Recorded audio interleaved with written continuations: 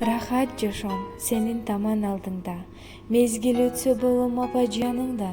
Мени карап жылмай үңдөн күч алып, тээрим төгүп кызмат кылам алдыңда. Ысык Көл облусунун Ысык Көл районуна караштуу Бостери айылынын тургуну ардактуу апабыз Анаркүлдү 21 февраль 55 жаш маракеси менен куттуктайбыз.